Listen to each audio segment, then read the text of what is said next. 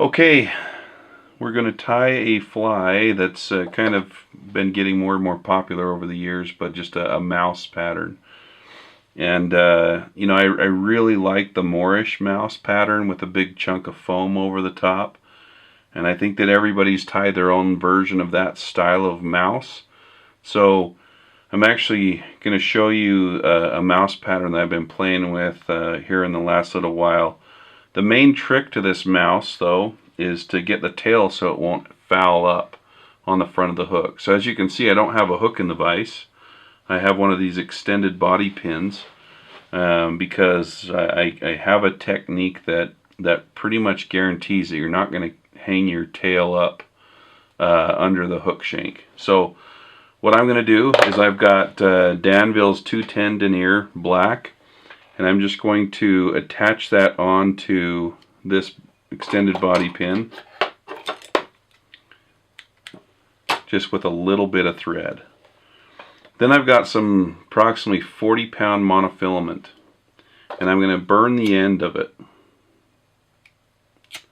just a little bit, just to create a little bit of a bulb on there. And now I'm going to tie that in right where that bulb is.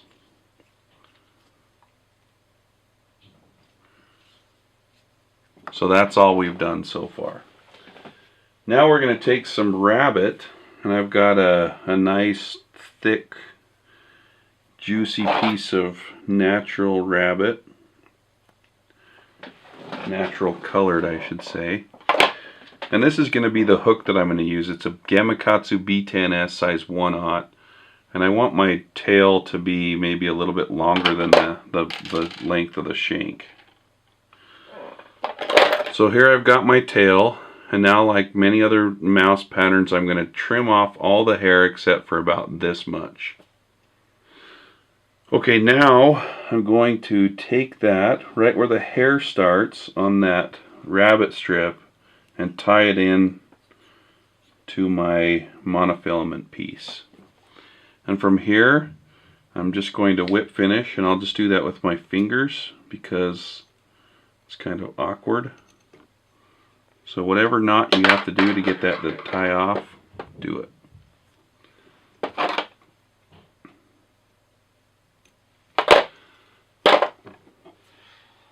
So now I'm just going to take a little bit of flow and just seal up our thread really good.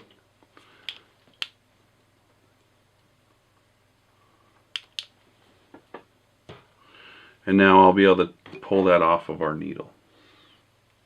So now once that's off of the needle, it is a little bit loose, and so I'll take my flow again and I'll tag it one more time.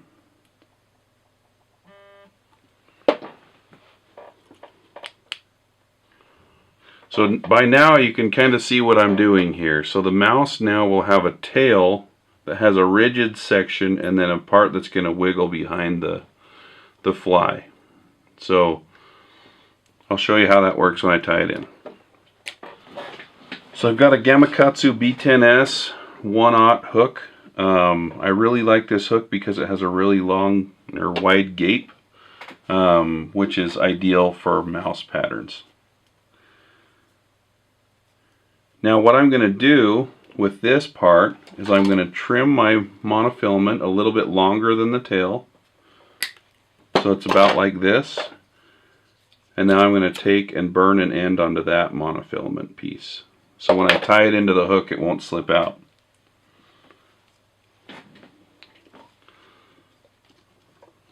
Same thread, and I'll dress the hook.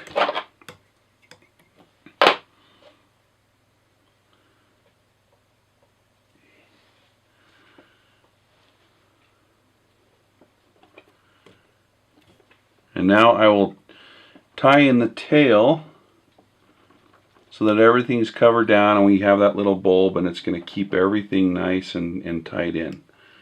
So now you can see how that works. That tail's completely rigid and up to our tie-in point. And then back here, this little section is going to be wisping all around when you strip it through the water. Now I'm going to take some of this thick Evazote And this Evizote is very buoyant. It's kind of stiff as well. When I cut this piece of foam, I like to use 5-inch razor scissors because they can cut a straight line pretty good. So this foam's going to be maybe a little bit thinner than the gap of the hook. Alright, so we've got a pretty healthy piece of foam here, and I probably went overkill on this, and that's alright, but on the back half of the foam down here, you're going to want to taper that down so where you tie it in is not going to be completely bulky. So what I'm doing is I'm cutting off the edges.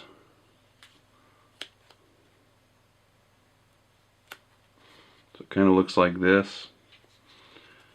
And it's really not going to matter what it looks like completely because it's going to be bound down with thread. So whatever you've got to do to make it look a little bit tapered like this. So when I pull this over, it's going to be a gurgler style like the other mice. And so when I pull this over, I'm going to tie it in maybe about 1 eye length back from the hook eye. So that's where I'm going to put my foam to start binding it down, so we can see right about here.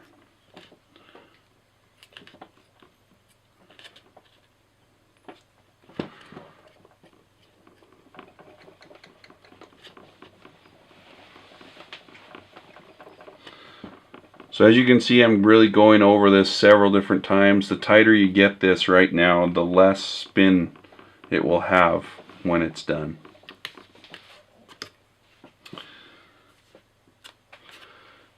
Alright, now a fly you've all probably seen, the complex twist bugger.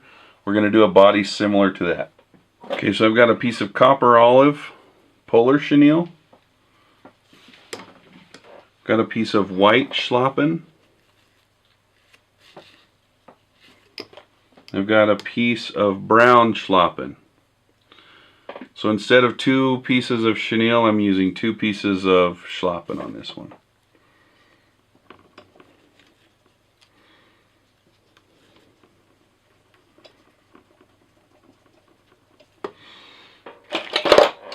Get our gator grip, and we'll clip these all together.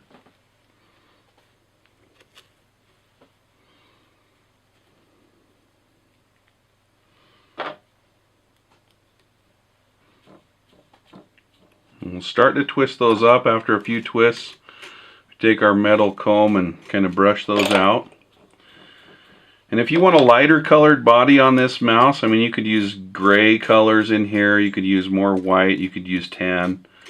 I just really like the way that the brown and white contrast. So as you can see, we're looking pretty dang buggy right there. And now I'll just wrap this up the body. Kind of preen it back every couple wraps or so.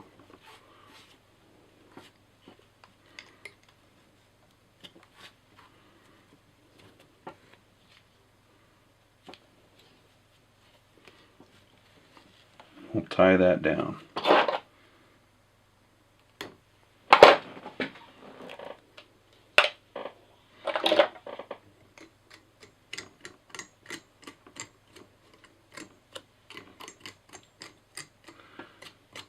We'll brush it out a bit so you can see that's looking really good so far.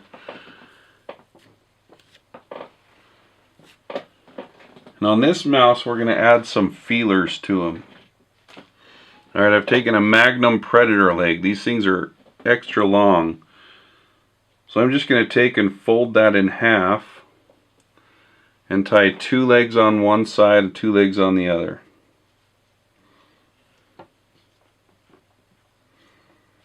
So I'll tie those in, and then I'll just take these and fold them onto the other side. Alright, at this point I'm going to come in here on the top of the fly and kind of part the materials to one side. I typically don't trim those, I just like to part them so there's more material sticking out on the sides. So that's what we're looking at from the top. Now we're just going to pull our foam over, tie it down with maybe some medium tension wraps, and then get a little bit tighter as you go. Make sure that your rubber legs stay on the sides. So here we've got our rubber legs hanging out the sides still. And now you can see that the foam is just kind of going forward over the fly. I want to prop that up a little bit. So what I'm going to do is I'm going to take a little bit of dubbing and add a little bit of a hot spot. So I'm going to take some ice dub. You know, you could use pretty much any color, orange, brown, purple, whatever. I'm actually just going to use brown on this one to keep it kind of consistent.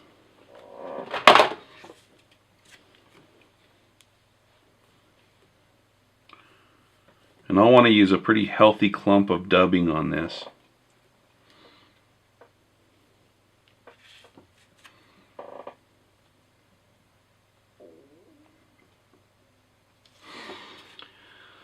Alright, and you know, if you want to add mono weed guards to this, that's fine. I mean, you can see there's plenty of room up here where you could attach those. So I'll just take it and whip finish it now.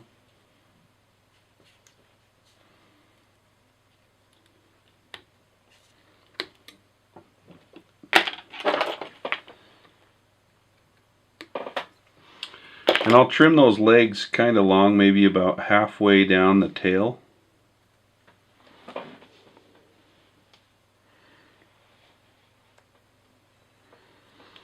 And then you want to make sure you don't trim too much of the head off. So what I'm going to do is I'm going to cut it long enough to push water, but short enough so it's not annoying to cast. And then I'll just kind of round off the corners a little bit.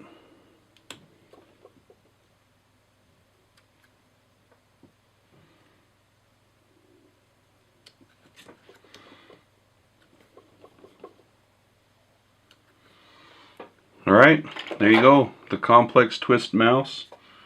Really takes a lot of action in the water and get some of those big aggressive mouse eaters to come eat it. All these materials and a lot more can be found on our website, on our store site, store.flyfishfood.com.